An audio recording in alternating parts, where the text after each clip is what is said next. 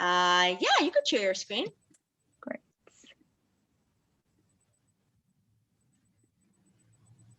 Okay, are we live? Let me know when we want to start. Yes. Okay, wonderful.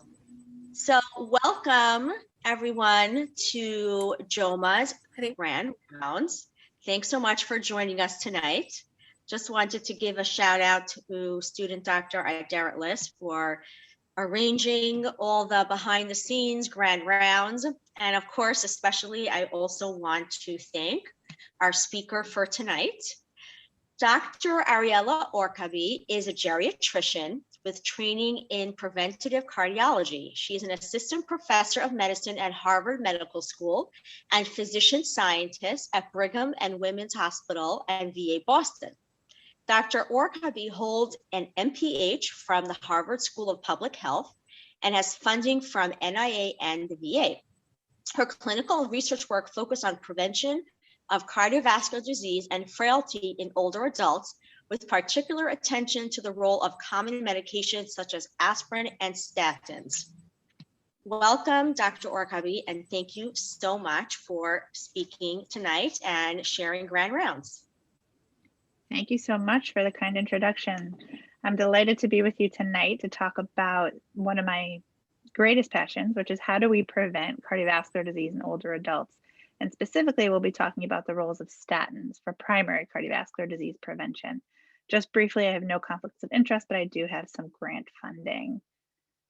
So one question that I'm asked all the time is why prevention in older adults, right? For people who are older, what are we preventing? What's the point? And I like to think of the fact that most older adults are actually not infirm or frail. Most older adults are out seeing the world, enjoying their cruises, at least before COVID. They might have been out seeing the pyramids. And in fact, until COVID hit, most older adults were really enjoying their time. And when the outbreak of COVID occurred on the Princess cruise lines, there was a pulmonologist quoted in the Wall Street Journal as saying, you know, the average septuagenarian might be bedbound, but these folks on the Princess line were actually not bedbound. And so Dr. Louise Aronson wrote beautifully in the New England Journal of Medicine that, yeah, that's exactly right. The average 70-something is not bedridden. And if the pandemic doesn't change life expectancy, half of the US population will live to be past 80 years of age. And I think for all of us who think about our elderly parents or grandparents, we don't tend to think of them as sick or infirm. We think of the times that we enjoy together, whether it's the Chagim, whether it's just enjoying each other's company. And certainly now as everybody's getting vaccinated and getting back out, we're thinking about prevention. We're thinking hopefully towards the future. And it's for this reason that I like to focus on prevention, because with all of the medical miracles that we've seen over the last 100 years, what good does it do if when somebody gets to age 75 or 80, we throw up our hands and we say, sorry, we have nothing left for you. And as we think about the aging population, in 2015, very few countries had more than 20% of their population over the age of 65. But by 2050, most countries in the world, over 1 in 4 individuals are going to be over the age of 65. And so this is really very relevant to everybody, whether you practice internal medicine or not. All of us know somebody older in our lives who we love and care for. And so for this reason, prevention is critically important. And actually, one of the drivers of the population change, certainly in the United States, is that baby boomers are aging, and the first baby boomers are turning 75 this year. And so we're seeing that the fastest growing segment of the population is not in the younger people, but in those over the age of 85.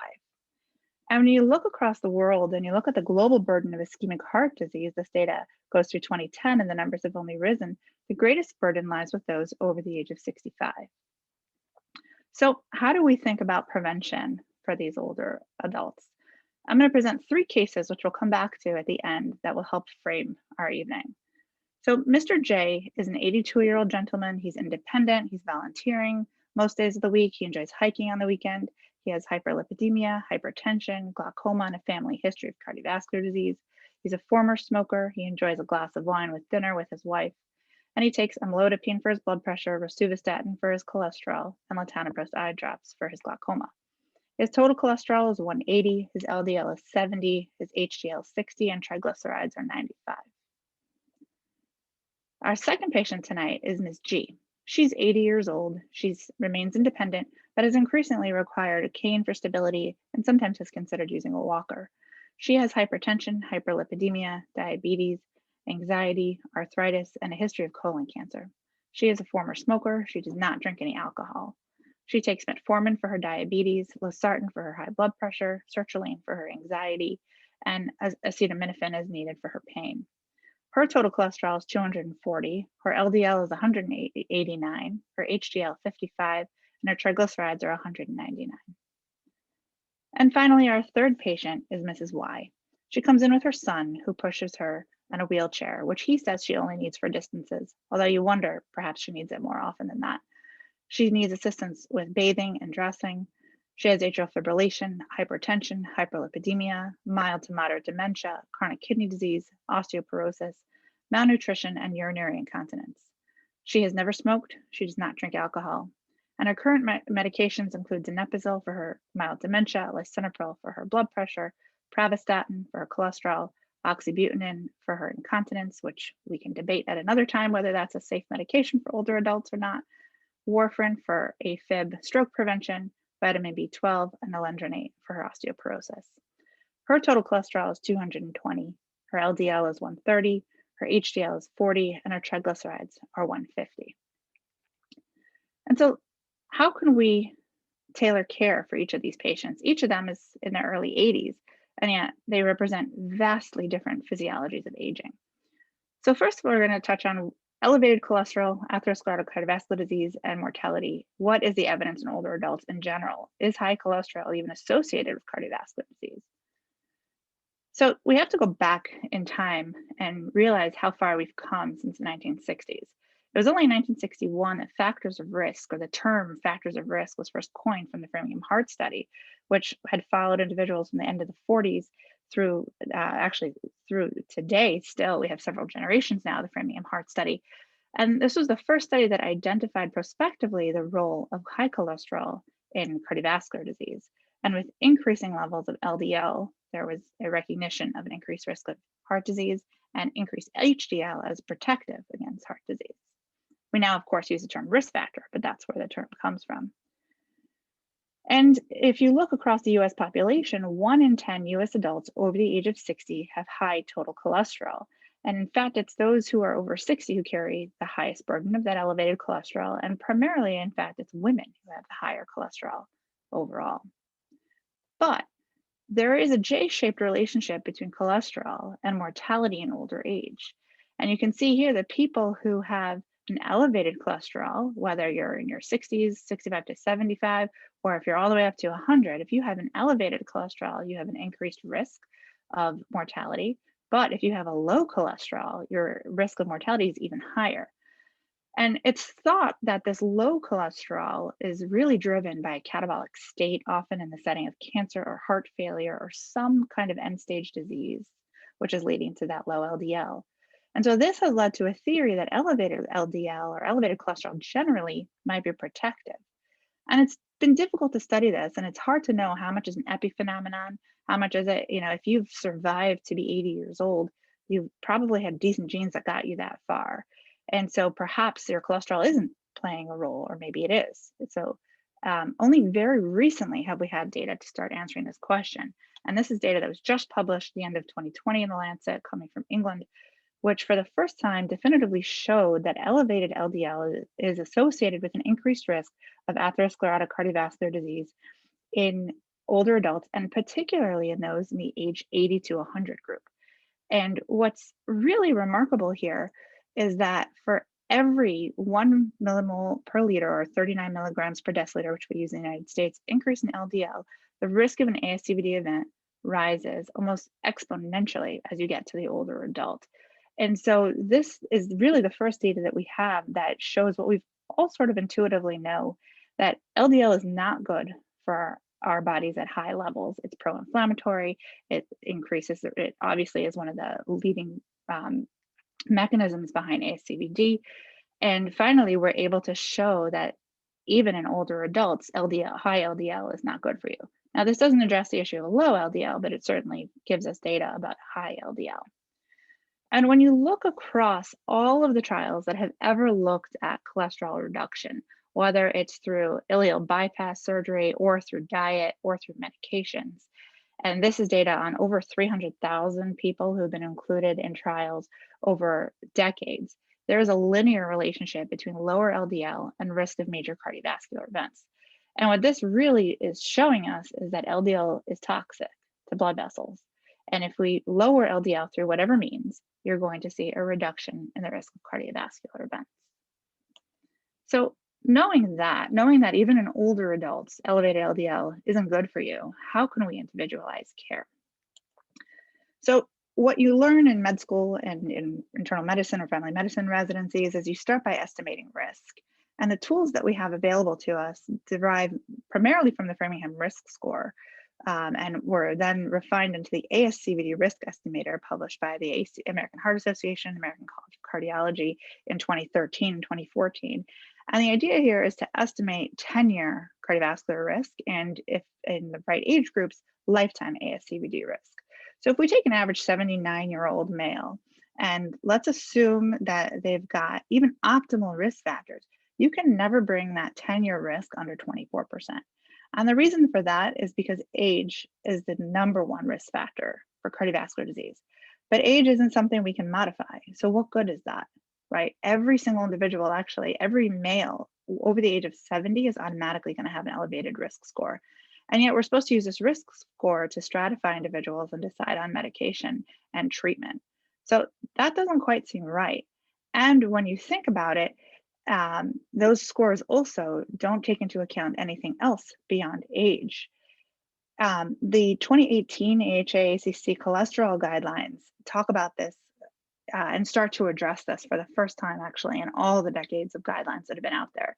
And rather than saying using a cutoff of an ASCVD risk score, the guidelines focus in on clinical assessment and risk discussion.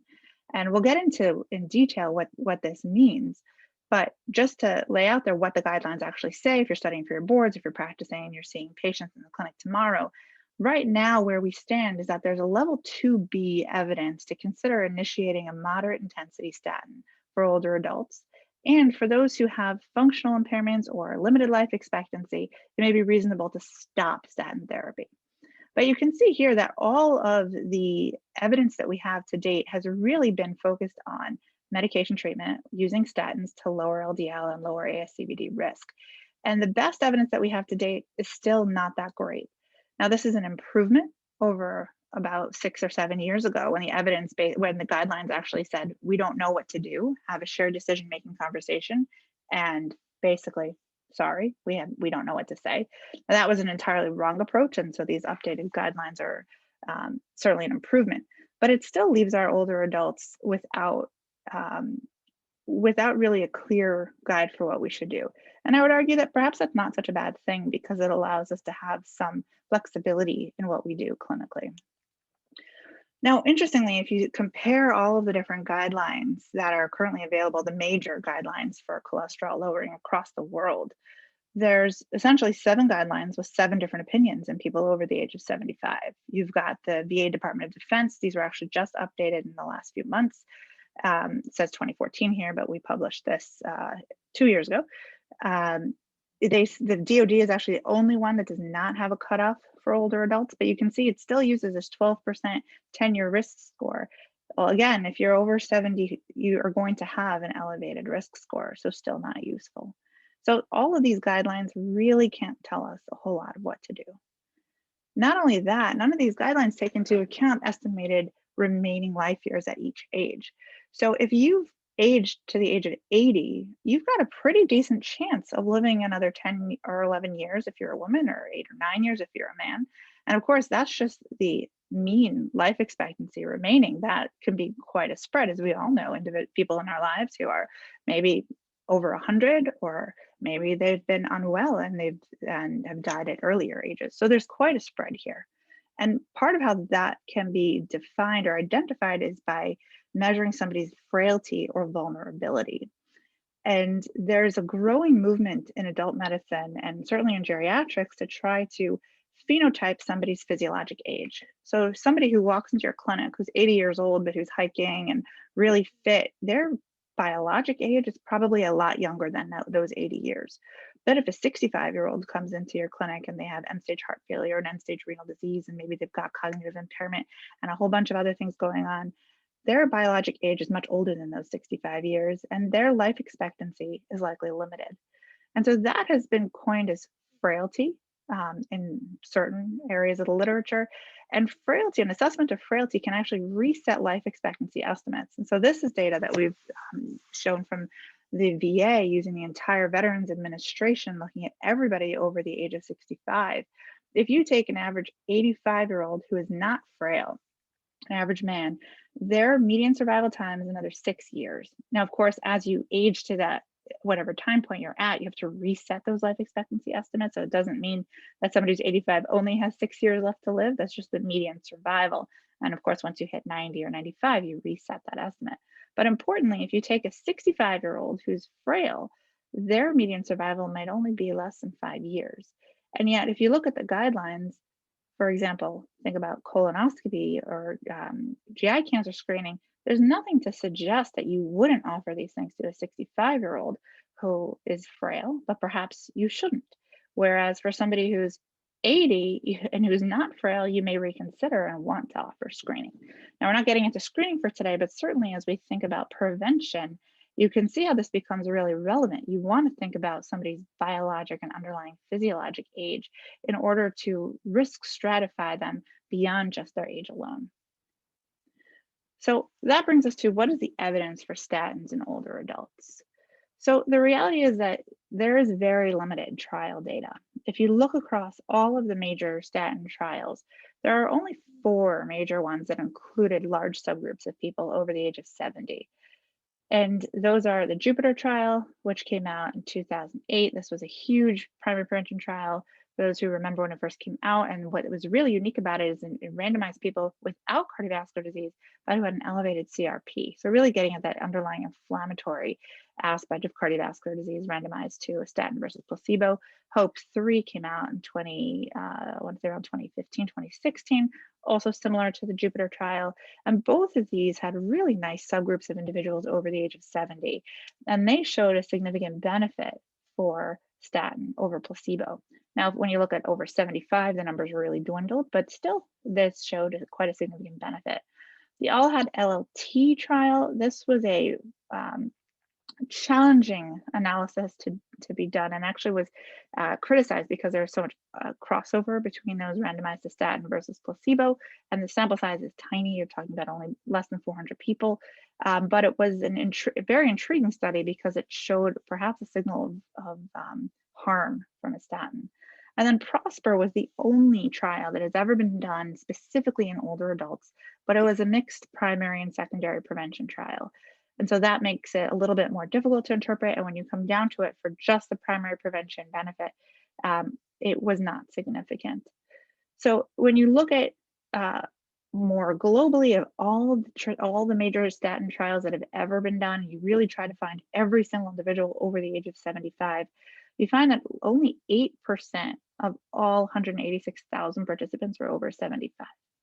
And when you look across the entire, when you meta-analyze all these results, so if you look over here on this left-hand side here, you see that this dashed bar is showing you that the overall result here in this diamond is showing you a benefit, a 25% reduction for cardiovascular disease. However, when you look at just those over 75, you see that this line crosses 1. And so while there's an 8% reduction, it's not significant. And what this gets at is really limited sample size. And for all of us who care for older adults and who have loved people who we love in our lives who are older, this is a little insulting. Why should older adults be excluded from randomized control trials? Why is it that the people who carry the highest burden of cardiovascular disease have not been studied, so that we don't actually have an answer yet from trials as to how we should treat them? Well, until 2019, that was because you could discriminate based on age alone.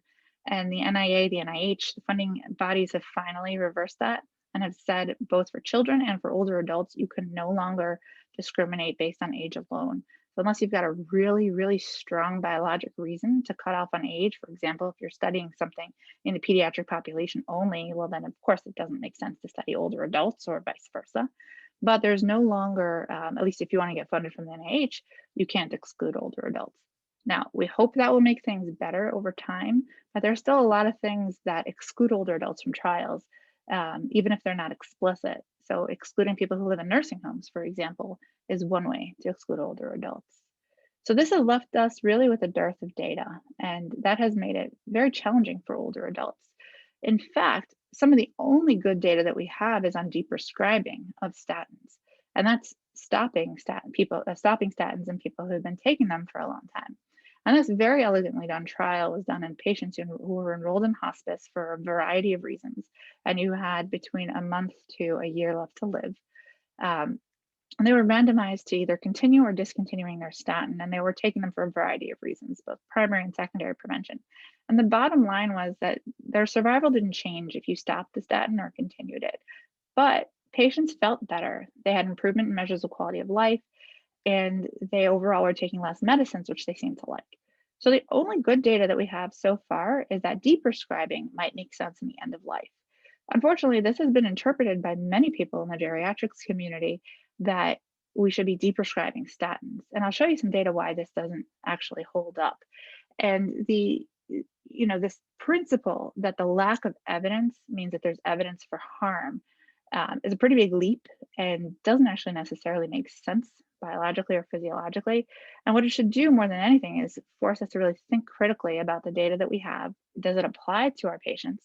And then if it doesn't, how do we gather the data so that we can finally know what to do?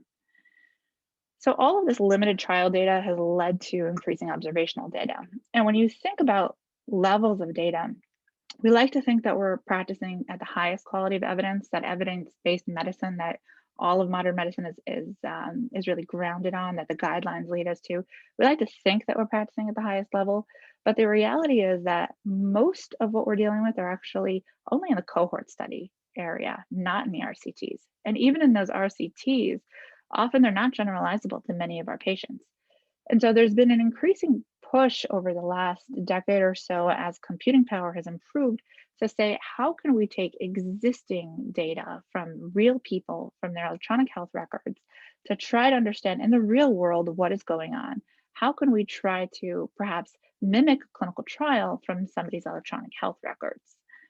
And so that's what myself and others have tried to do. And that's think about study designs in existing patient populations using real people who are coming to see their doctor to try to answer some of these questions. And this is the field of pharmacoepidemiology. But there's some important principles to keep in mind when you're going to read some of these studies. So if you're going to try to take a population of clinic people, let's say in my preventive cardiology clinic, where I see people who are coming in for all sorts of reasons. Maybe they're coming in for risk factor management because they have a strong family history of cardiovascular disease, or they're coming in because they recently had a coronary bypass surgery. There's going to be all sorts of mixes of patients in there. So when I want to try to ask this question, well, what is the relationship between statin use and a cardiovascular event? I need to very carefully think about how I'm going to set up my cohort that I'm going to study. And this becomes important as you're reading studies, whether it's COVID or it's a topic that's of interest to you, or you're actually designing the study. It's really important to think about how you design your cohort. And one of the most important considerations in pharmacoepidemiology is the concept of confounding by indication. So if I'm seeing somebody, think back to our 3 patients, they're all about 80 years old, 81 years old. They all have hyperlipidemia, but they have very different reasons for why I might consider prescribing, deprescribing, or not prescribing at all a statin. And so what we don't want to do is we don't want to compare people who would never be treated with those who would always be treated, right? That would be comparing apples and oranges. What we want to do is make sure that we're really getting people in the middle, people where it's kind of a flip a coin. If they see me in the clinic and I think, well, maybe they could benefit from a statin, or maybe they won't, those are the people who, when I'm studying, I really want to capture. The other thing to think about is something called a healthy user. We don't want to be studying only people who have healthy tendencies in their life, and therefore would be more likely to take a statin, or maybe they wouldn't take it because their BMI is really good or their blood pressure is really good. And so there's a methodology called propensity score. Don't worry about the actual terms here, but really what we're trying to get at is making sure that we're balancing on the probability of being prescribed. So if 10 a doctor is seeing a patient in the office, right? It's a flip a coin. Maybe they would or wouldn't get the medication prescribed. We want to be able to study these and balance this in a cohort study, just like in a clinical trial where you would be randomized to getting a treatment or not. And so these are statistical methods that we use, and they actually work decently well. Another thing to think about as you're doing this, if you're doing this type of study or if you're reading clinical studies of medications, um, is thinking about who are the people in the study. Are these all people who were already taking a drug compared to people who were never ever or never would take it? People who, for example, have been on statins for a while, even if they stopped using it for a year or so, they would still have the benefit of the statins in their system because statins have a legacy effect. So you'll see if you read this literature that there is something called a new user design, which is identifying only people who have never taken this drug before. And then finally, there's the issue of immortal time bias. So you have to appropriately account for time not on treatment. So if you required somebody to remain alive until they went on their treatment, then they could never have had that event that you're interested in. They couldn't have died, right? In that time where you were waiting for them to get on a treatment. And so you have to be very careful in how you assign time for follow-up as you study these. And if we go back and we think about even the COVID literature, some of the early data that was coming out around various medications were really limited by a lot of these statistical issues and methods problems. And so when you read an exciting headline and you say, oh my gosh, that's amazing, look, we've got a new drug and it seems to work so well, we want to make use of these real world clinical data because we don't have time for clinical trials. And even if we do have the time, we may not be able to generalize those results to our patients. You still have to think very carefully, do the methods make sense for the results that I'm seeing? And so I know until I got my MPH, I struggled with reading through methods sections, but just understanding a couple of these key concepts can make it much easier to understand the literature that we need in order to treat our patients properly. So with that, I'm going to go through 3 studies that really are based on these 3 principles and specifically looked at the role of statins for primary prevention in older adults. The first one was in Spain, and this was in the Catalan province primary care system that followed 46,000 adults aged 75 and older without cardiovascular disease. And these patients were all stratified by diabetes status at baseline. They used a new user design, so nobody had been on a statin before, and they used propensity score adjustment, again, trying to get at that probability of being prescribed a statin or not. Now, importantly, understanding how their study generalizes to my own patient population, for example, older adults with cancer or dementia, they actually excluded these people and they called it to avoid a frailty bias. People with cancer, dementia, or paralysis, and those receiving dialysis, living in residential care, or with an organ transplant were all excluded. And so essentially, you could argue that they had a relatively healthy population. And they looked at time to a cardiovascular event or mortality. And the bottom line, what they found here was that older adults with diabetes, that's the panels on the right, may benefit for statins for cardiovascular disease and mortality prevention. And you can see that's because in this blue line over here, you really come down below the hazard ratio of 1, and you see that there was a significant benefit here. But over here, if you look on the left, people without diabetes, this blue line and the gray line really crossed each other, so there was no significance there. So this is one of the first studies in a large population and a very well done study to suggest that there might be benefit in those over 75 for statins for primary prevention of cardiovascular disease. Now, another very interesting study also done in Europe, in France, took information on patients who were free of cardiovascular disease and over 75 who had been on a statin medication in the 2 years prior to their 75th birthday. So this is 120,000 older adults. They also used propensity score weighting for whether or not they were on a statin. They excluded nursing home patients, but otherwise they were relatively generous in who they included. And they looked at time to a hospitalization for a cardiovascular event. And where this study was really coming from was coming from that deprescribing trial, which again was done in hospice patients, but had been generalized in practice to many older adults. And they said, well, if you hit the age of 75 and the guidelines are saying we don't have a lot of data, so therefore you should deprescribe, well, what happens? And what they found was that there was a significant increase in the risk of a cardiovascular event after the statins were discontinued, a 33% increase. And so that is really striking. And again, goes at this whole concept of just because there isn't data doesn't necessarily imply that there's data for harm. Now, we don't know for sure, and we have to keep an open mind, but this is very compelling to suggest that people who are doing fine on their statin, there's really no reason to stop it. And they stratified by all sorts of different subgroups. They looked at men and women, those with diabetes, those without, and even those with frailty or without. And bottom line, results were unchanged um, with whatever subgroup they looked at. Those who stopped the statin were at a much higher risk of having a hospitalization for a cardiovascular event.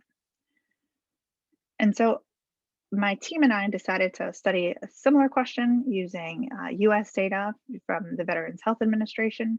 And this was work that we recently published in JAMA. And what we looked at were all US veterans over the age of 75 who had regular healthcare utilization from 2002 to 2012. We didn't exclude anybody for anything. The only exclusion was if you'd had prior cardiovascular disease or if you weren't a regular user of VA. And we explicitly included variables that could better get at reasons why a clinician might decide to prescribe or not prescribe.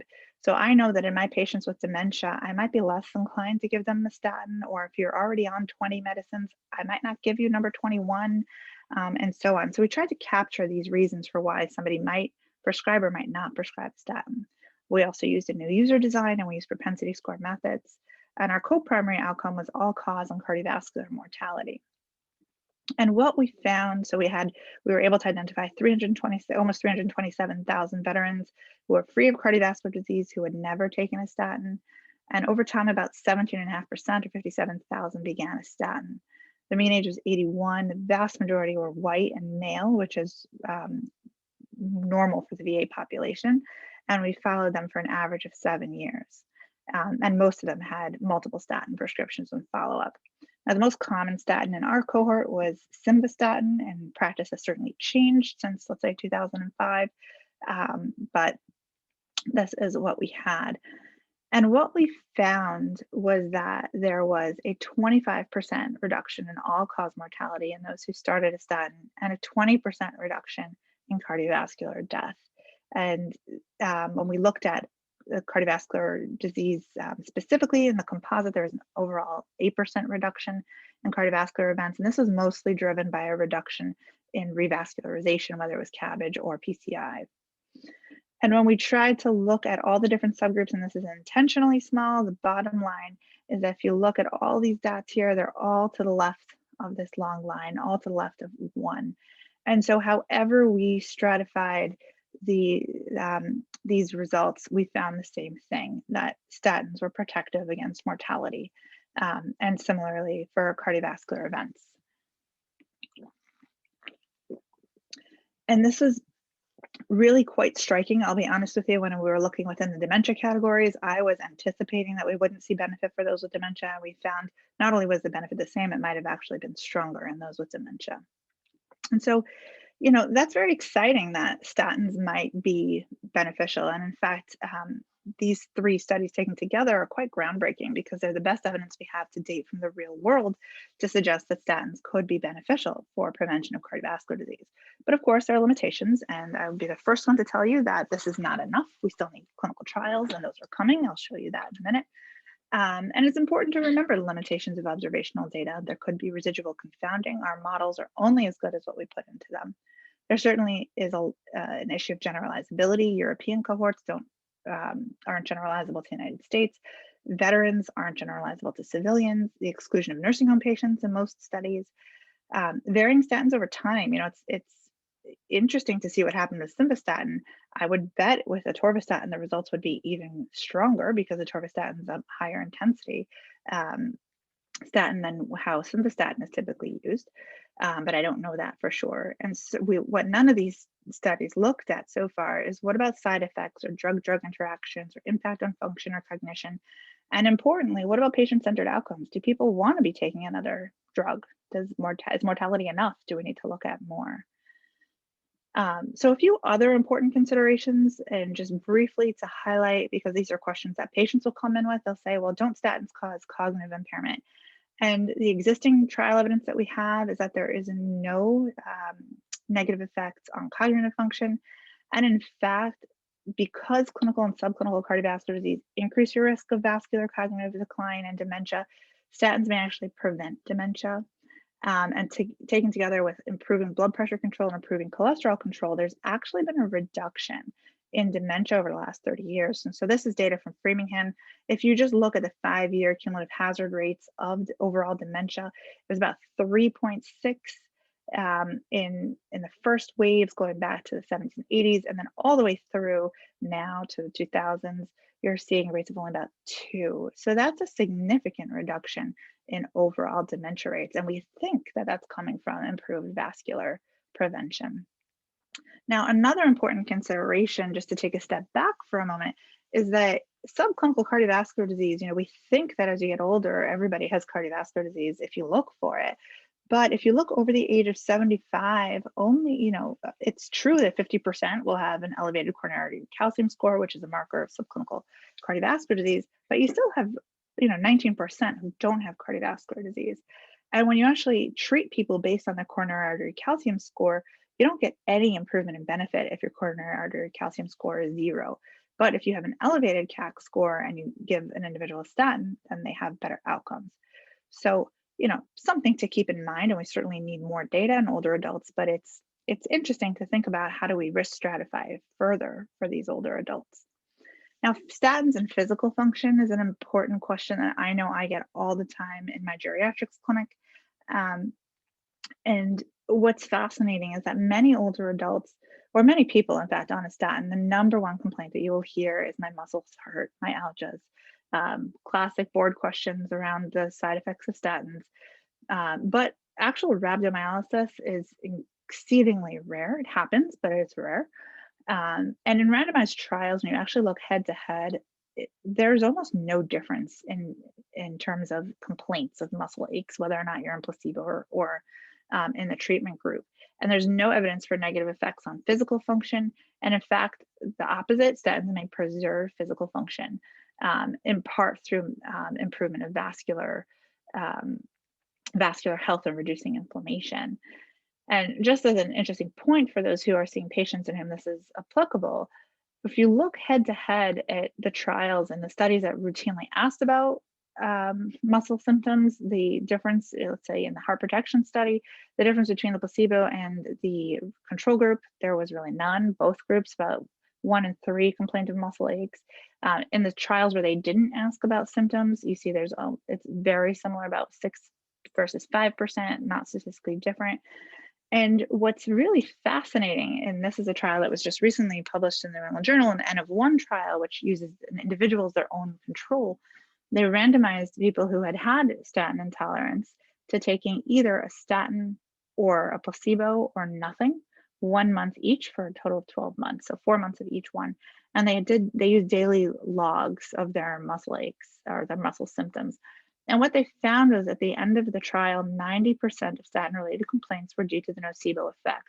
And so whether you were taking a placebo or a statin, if you thought you were going to have symptoms, you had symptoms. If you thought you weren't going to have symptoms, you weren't. And at the end of the trial, when people were unmasked and told when they were on a statin and when they were not, people were shocked, right? They were really expecting that they were on a statin at certain points and on a placebo at other points. And more than half of these patients were able to actually take a statin again. And so this is really, it just adds to our evidence that, it doesn't mean that statins don't cause muscle aches and pain. They absolutely do. We all have patients who have complained of that. But whether or not this is something that can be overcome, it often can be. And we have to reset expectations, right? If a medication is going to be beneficial, we have to manage the expectations of how harmful it can be. We don't tell people when we're starting a beta blocker after somebody's had an MI, oh, you're going to be depressed and you're going to have sexual dysfunction. We don't say that, right? We just assume people will be fine taking their beta blocker because it saves your life and improves your vascular function. Now, I'm not saying that we should not be telling our patients the truth about statins, but perhaps we can minimize some of the worry that patients have around statins and their risk of muscle injury. So all of this data has led to a lot of media reports. I know I've been interviewed twice by the New York Times. They're always trying to say, well, why are you taking your statin? Or everybody should be taking a statin. Is it the elixir of life? Or actually, no, it's going to really hurt you. At the end of the day, what it really comes down to is risks and benefits for the individual and trying to balance those, because we don't yet have the data to say for sure that people should be taking a statin or not when they're older, even though I am certainly trying to make a case that statins should be at least considered strongly for older adults. So what do we know so far? We're not talking about secondary prevention tonight. That is clear. The evidence, we know the evidence is there. For primary prevention up to the age of 75, we know statins are effective. What isn't entirely clear yet is what about people with multiple chronic conditions? What about people with dementia, functional decline? But remember that a healthy 80-year-old may have another decade of life ahead of them. And so we want that life to be free of cardiovascular disease, free of heart failure and stroke. And so this is something we really have to consider. The other thing is to balance as we're thinking about risks and benefits is that older adults are at risk for cognitive impairment and dementia. They're at risk of frailty and mobility limitations. There are lots of multifactorial contributions to all of their acute and chronic conditions. And right now, we really have no treatments that reverse cognitive impairment or disability. And the best bet is really going to be effective prevention. Of course, exercise and physical activity is going to be key for everybody. And if I could bottle that or put it in a pill, I think we all would love to have that for our patient, even for ourselves. But that is not realistic for most people. And so we are looking at pharmaceutical treatments. So we need more data, and the trials are coming. The Preventative trial, which is a pragmatic evaluation of events and benefits for lipid lowering in older adults, was approved by the NIH in 2019 and got off the ground in 2020. And we're enrolling 20,000 adults over 75 across the United States who are free of dementia, disability, and cardiovascular disease, randomized to atorvastatin versus placebo, with that primary hypothesis that statins will reduce the occurrence of death, dementia, and persistent disability in community dwelling older adults without cardiovascular disease or dementia at baseline. And this is, I have to say, just absolutely groundbreaking, because in the past, all statin trials have considered themselves with our cardiovascular and mortality endpoints. While those are important and those are part of the secondary endpoints, getting at what's really important for our patients. What about vascular health in terms of dementia? What about disability? This study is going to test those hypotheses. There are approximately 90 sites, I think it's up to almost 100 now around the nation. You may have heard about this if you're at Cornell, if you're at, there are lots of different sites around the nation. I'm personally site PI for Boston for our VA. If anybody here is practicing adult medicine and would like to know more about the trial, definitely get in touch with me, because what we need to do is enroll participants in order to be able to answer this question. And this is really going to, in a pragmatic way, enroll participants to atorvastatin versus placebo. So whether you're seeing somebody on a telephone visit or a telehealth visit, we'll be able to enroll them by just having phone conversations and send them the drug, because this is FDA approved. This is really at the point of care where we're making our clinical decisions, saying, okay, I don't know exactly what to do. Let me enroll you into a study. And the bottom line for our older patients, and in fact for all of our patients, is to get the right drug to the right people and clarifying the effectiveness, in this case of statins, for improving the overall health of older adults. And also ultimately being able to figure out who should start and who should stop taking a statin, rather than simply extrapolating from younger patient populations or from populations who are at the end of life. And so what I would recommend is not this. Because of your age, I'm going to recommend doing nothing. We can do a lot better than that. A couple of years ago, I published this "One Size Does Not Fit All" article, and really highlighting the point that we have to think about really individualizing care for older adults. And the way that I like to start is by measuring a quick functional assessment. And I do that by measuring gait speed. And I like to think of this as the sixth vital sign for all older adults. And you can measure it quickly anywhere. And gait speed is incredibly valuable. If you're in med school right now and you're thinking about your physical exam and what you've learned so far, when you watch somebody walk down the hall, you learn so much about them. You learn about their endurance, you learn about their balance, you learn about their musculoskeletal system, you might learn about their cardiopulmonary system, and so on. And it turns out that if that slow gait speed predicts mortality, and even more interestingly, if you can improve somebody's walking speed by 0.1 meters per second, which is not a whole lot, you can decrease their 1-year mortality by 10%. We don't have many drugs that can do that. And it doesn't actually matter why or how you improve their walking. You can give somebody a walker and they improve their walking, and suddenly you've improved their mortality or lowered their mortality risk. And so we've been actually doing this in our cardiology clinics on everybody over the age of 70. This is a picture of our hallway here, and it's just 4 meters is about 13 feet. It's not very far. And in that time, it only takes about 5 or 6 seconds. You try to see how long does it take a patient to walk. And if it takes them less than 5 seconds, they're probably not frail. If it takes them longer, they may be. And you'll learn a lot about your patients as they walk down the hall. You may discover that they're orthostatic. You may discover that their knees are really hurting them. So I would encourage everybody, if you treat adults, try see how they walk. It's nice when they're roomed in the room for you, but you miss out on so much if you don't do just a very brief functional assessment. And this becomes really relevant as you're thinking about cardiovascular risk, because people who are slower walkers are at a higher risk of cardiovascular events. So keeping all of that in mind, how do we individualize care? So let's come back to our patients. So Mr. J, again, our independent gentleman, who is a hiker and really just incredibly fit. So when I measured his 4-meter gait speed, it took him just about 3 seconds, 1.25 meters per second. He is speedy. He's probably faster than most adults these days who've been sitting at home, working from home, right? And so I would really categorize him as robust. And his most important thing that we can do for him to maintain his independence is help him maintain his activity.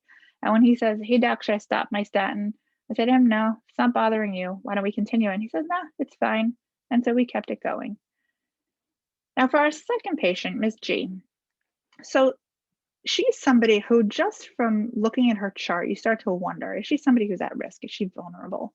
And when we measure her gait speed, it takes her about a little over 5 seconds. So she just is at that cutoff for frailty. And what we were able to do is actually get her a walker, and her gait speed improved right away. She was actually afraid of falling. That was the number one reason why she was slow. And she said to me, as we were talking, she said, number one thing I'm the most afraid of is having a stroke. And so I said to her, okay, so what about starting a new medication? And she said, you know what? I would consider it. She didn't love the idea of another medicine, but certainly with her diabetes, with all of the evidence that we have so far, she is the kind of person who, in addition to encouraging her activity and sending her to physical therapy to improve her mobility, perhaps reviewing her nutrition, she is somebody who is quite likely to benefit from a statin. Her estimated life expectancy is not particularly reduced. And so she is somebody who we gave a statin to. And now for Mrs. Y, it turned out that as we were talking to her son, that she really was not doing a whole lot for herself, and she was needing more and more help with her activities of daily living, not getting out at all. COVID had just made it impossible for her, and her memory was getting worse. And as we assessed her further, we realized that her dementia had actually gotten quite advanced at that point. We got her up from her wheelchair, and she wanted to finish walking down the 13 feet, and she did it in a little under 10 seconds. Very slowly, needing to hold on. And she is clearly a frail individual. So in addition to doing a comprehensive geriatric assessment and all sorts of things that we could talk about at another time, one of the things we talked about was, should we start a statin on her, or maybe we shouldn't? And so what we decided to do was actually liberalize her diet, which had been very much controlled by her son, who was just worried that she had to have low salt, nothing tasted good to her, she wasn't eating anything. We said at this stage, what she needs to do is actually gain a little bit of weight. We need to try, as she's able to encourage her activity, but also recognize that her dementia was really the number one thing that was progressing and would most likely limit her life expectancy. And in discussions with her son, it became clear that having her take all these pills was actually really a burden for her. And it was not clear to me that she was going to live to see the benefit of a statin. Although I'll be entirely honest with you, I don't know that that's true, given the data that we're seeing, at least from our studies. It's possible she actually would be the one who's at the highest risk of having a cardiovascular event, and maybe would benefit the most. But in shared decision making, it became clear that she was not the right candidate for a statin, so we didn't prescribe one to her. So what you can see is that there isn't a single guideline that actually applies to any of these patients. The first patient was pretty clear he should be on one. The second patient, probably. And the third, it's really, in a way, it's a judgment call. It gets back to the guidelines, which showed that to be evidence and really considering perhaps be prescribing in a patient like Mrs. Y. And so the bottom line is, as we summarize and think about everything we've discussed today, is that age is the driving risk factor of cardiovascular disease. So all of those risk calculators, you can use them. They're great in younger patients, but for older adults, they're not going to be helpful. So I often skip them at this point. Everybody benefits from lifestyle improvement. And I love this, the Ruth Bader Ginsburg workout, doing better than Stephen Colbert. Of course, she had other challenges that finally got in the way. But she was really just a remarkable woman as far as fitness into late life. And before we get to prescribing, we really have to think about considerations of frailty and function. Somebody who is very limited may not be the best person to add another medication to. And this is really an important area where we need more data. I mentioned that statins have this nocebo effect, and yes, they are associated with muscle aches and pain, but most of the time people can get over it. It's entirely possible for somebody who's quite frail and suffering from a lot of bad arthritis, they may just not be able to tolerate that additional myalgias. And in those without a life-limiting illness, what I would do is consider a low-intensity, low-dose statin trial. The best data so far until Preventable is finished is for pravastatin. I would start at a low dose. I would go slow, but I'd get there. Now, we didn't talk today about getting to a target, and that's because the target is all over the place. Certainly in secondary prevention, we talk about 70 or even 50 with the European guidelines for your LDL target. But in primary prevention, it's more important of change in your LDL. So if I can bring somebody from 170, an LDL of 170 down to 110, I've done them a lot of good. I don't want to go from 170 to 160. That's not a whole lot of benefit. But so it's more important changing the LDL than a specific target. And then finally, in those with a life-limiting disease, deprescribing statins is appropriate. So while I think that we're going to see the pendulum swinging a little bit towards more prescribing, we should also be mindful of when is it time to stop. And I would say at the end of the day, it comes down to individual preferences, and we really have to consider risks and benefits for each individual and for what makes sense in their lives. So thank you so much for listening tonight, and happy to answer any questions and happy to be a resource to anybody who is interested in this area, both clinically and for research. And thank you so much for inviting me tonight. Thank you so much. Really unbelievable, incredible talk. And like you said, really applicable to all of us. I have to say that as an oncologist, it's definitely something that I come across a lot, what I call the go home and die sentiment in medicine. And I wonder, I know Atul Gawande is, your colleague at Brigham, but, I, as a physician, as an oncologist, taking care of many, many patients in their 90s, and as a firm person, I take very strong, I take offense to that approach. And I wonder if that's something that you identify with, and if that's something that you find is perhaps the reason why, as you were explaining, so many trials exclude older adults. And do you think, if that's true, is the pendulum swinging? And I because I see you swinging it and pushing it. So kudos to you. Thank you. Yeah, you know what? I will definitely say when the guidelines changed in 2013, I was a geriatrics fellow, and the cholesterol guidelines came out and pretty explicitly said, if you're over 75, basically go home and die. They didn't quite say go home and die, but they said go home. We don't know what to do for you. And I found it so unbelievably offensive, especially as a from Jew, to say that we're just going to throw up our hands as you get older and, say we have nothing to do. It's number one, it wasn't true. It depended on how you read the data at the time, but there was data, at least up to the age of 80, to suggest that statins would still be beneficial. And not only that, in today's day and age, there's no reason why you couldn't do all this data mining and that I'm showing you here to try to answer those questions. So we are seeing the pendulum swinging. Part of that is because, people are getting older. People who, look at the president of the United States, we've got the oldest president ever. And so there is an increasing recognition that older adults, should be reconsidered, and that we have to do better. And so the baby boomers are a very vocal part of the population, and they're pushing the funders and the people who make the decisions around how these kinds of studies are done to do better. And so that's why we saw actually change in terms of policy at the NIH that you could no longer discriminate based on age. But that only started in 2019, and to be entirely honest with you, has barely moved the barometer so far. And part of that is because the sort of implicit discrimination that still happens.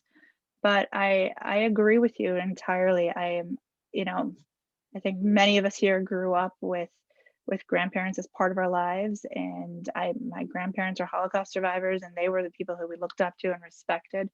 And we want to do whatever we can to ensure that the later years are going to be wonderful and as healthy as they can, and not just, we don't want to just put older adults to bed and say, your time is up.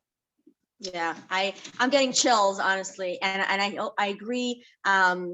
Also that, our life experiences, both as people and as physicians, really tell the story and hopefully translates into the research. I mean, you're, performing cutting edge research that no one else is doing. And that's fueled by your life experiences, both as a person and as a physician, right? I can't tell you how many patients I've treated, recently with a skin cancer or a breast cancer in their 90s. And I go back and do their surgical history. And, this one patient really comes to mind where she had had a hip replacement at age 75. And I remember looking at this history thinking, how many physicians would have said to her or about her, why are you getting a hip replacement? You're 75. Meanwhile, she lived another 20 years and it was coming back for a cancer treatment 20 years later. So it's really, really incredible. So unbelievable work. And I know we have to end, but I just wanted to ask one more question from the audience. Sure. About, you had mentioned that till you got your MPH, reading the methods section can be a challenge. What advice do you have for those who will not be getting their MPH and need to explain to themselves or someone else? We know the data from everything is just coming out so quickly. How do you explain, when something just doesn't feel right about the data, but you can't exactly pinpoint it? Do you just call it bad data, bad methods? How would you verbalize that? That's a great question. So I would definitely say you don't need an MPH to understand the data. It wasn't until I was getting my MPH that I was forced to read the methods section. I would just read the title and conclusion, and if it felt right, we'd kind of go with it. And obviously that's not a good approach generally for evidence-based medicine. For those who want to actually read about methods and gain skills, JOWMA does a series on methods, which is very accessible, short, bite-sized, 2 or 3 pagers that go through some common principles around cohort studies and methods and design and so forth. And so that's one way. The other is just try reading, a paragraph here or there. If you just pick, let's say, study population as you're reading a study, just pick one thing to focus on and see if it makes sense. If it doesn't make sense and something's ringing not true, then you can sort of explore that, maybe talk it over on a journal club with a colleague or somebody else. But I think until you start reading it and force yourself to kind of work through it, you won't know what you're missing. But you definitely don't need an MPH in order to read the literature that's out there. But I would just encourage you to try. Yeah, well, great advice. That's a good question. Thank you so much for sharing your amazing work with us, and we'll see you back at JOWMA. Thank you.